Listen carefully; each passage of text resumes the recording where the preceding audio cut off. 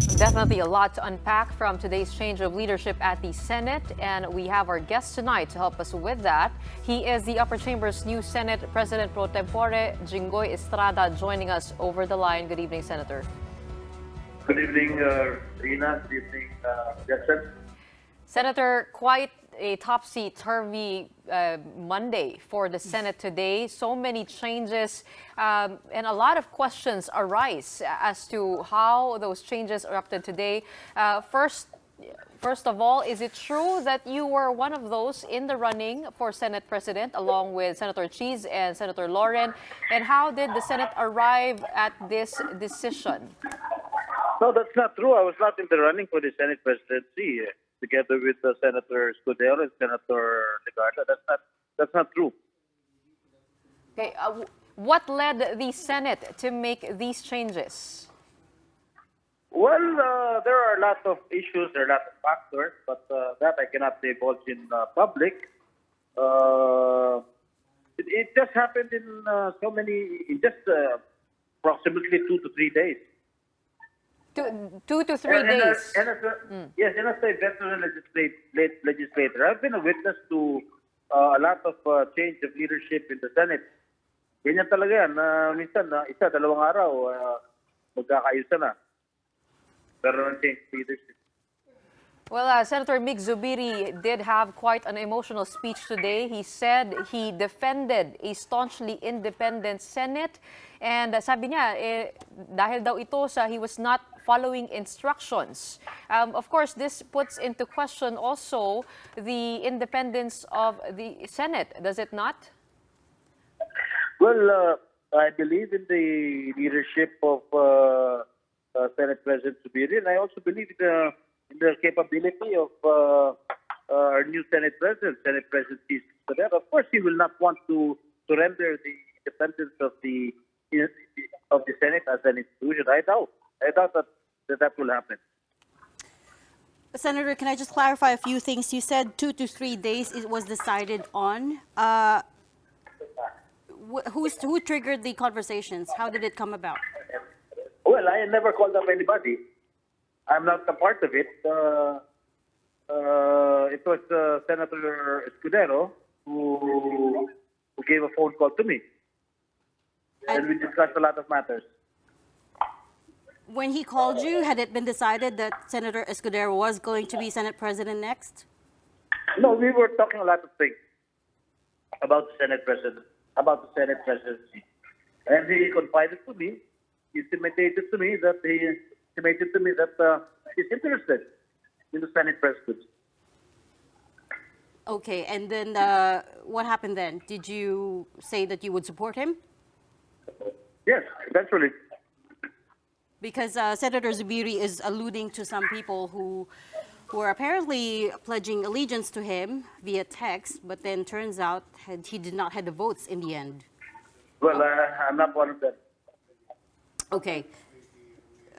And then, Senator, this isn't the first time that there have been efforts to oust Senate President Zubiri. I mean, as far back as last year, we had been hearing of these rumors. What was different this time around? I know you said there are issues, but what was to borrow from my script, what was the straw that broke the camel's back? Well, I cannot answer that, no? But all I know is that if you have 13, the magic number is 13, because it's only the majority of the Senate that can propel you to the Senate presidency. As long as you have the numbers, and Senator Cheese fortunately had the numbers when he talked to me. So, of course, I wanted to join the majority group of Senate President Escudero. Oh, Senator, it's not just the talk on Chacha, but also rumors that it was the PIDEA leaks investigation that led to this leadership change. Maaari po bang maging dahilan yon? I don't know that. I don't think that is relevant.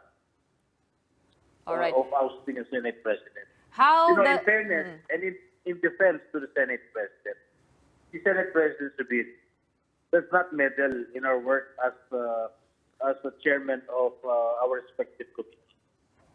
It is the call of the committee chairman to conduct hearing or not to conduct it.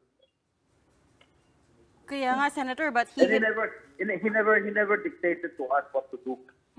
He never dictated to us to stop the hearing or whatnot.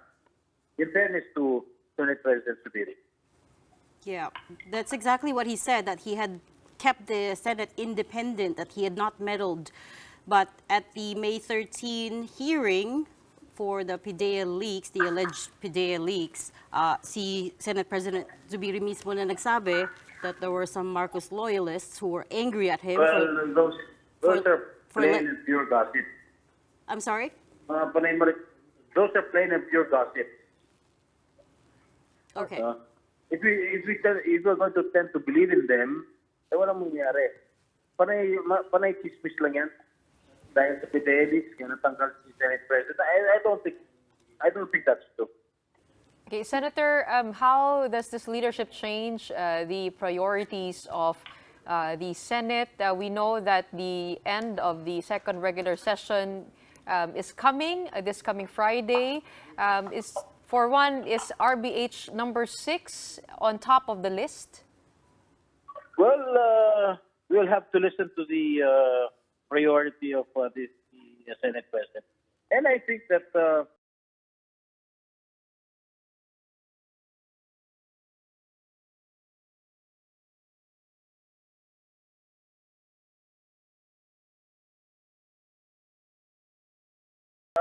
my committee, Defense Committee, I have to, right now, it is under the period of interpellation, the military uniform pension bill. Senator, kung sakasakali, mayroon pa po bang sapat na oras para maipasa yung RBH number 6? Kasi yun nga po, Right recess now, na. I don't think so. Maybe after the SONA. Maybe. But right now, we only have 2 days left. I'm sorry, what was that last part?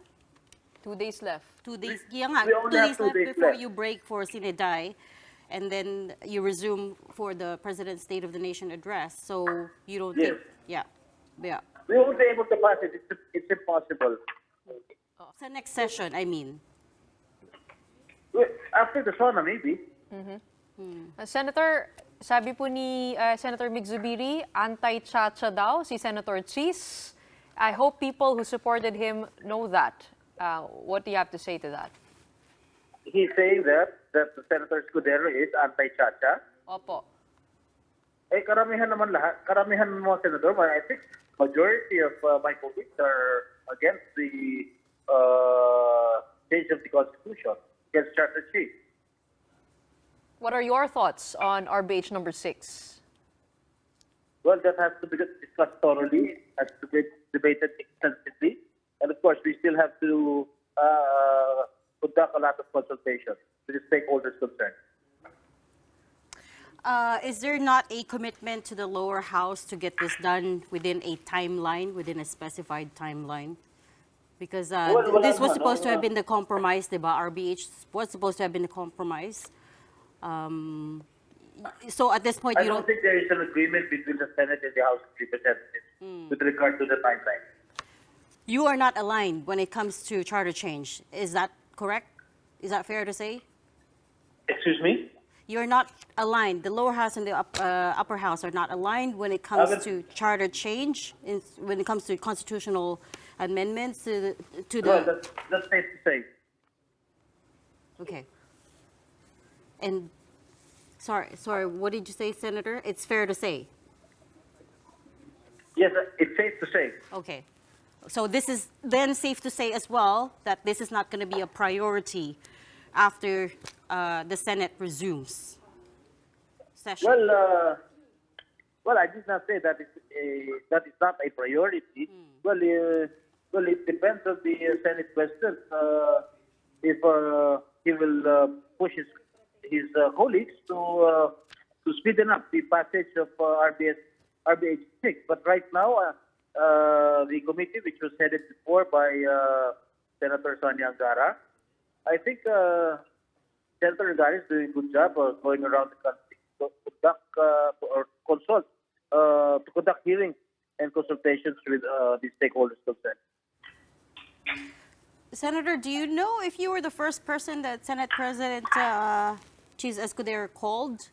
We said we... I don't know. Okay. I don't know. I don't know. We're just trying to piece together the timeline here. No. I don't know. I don't know. Okay, fair enough. All right, thank you so much for joining us tonight.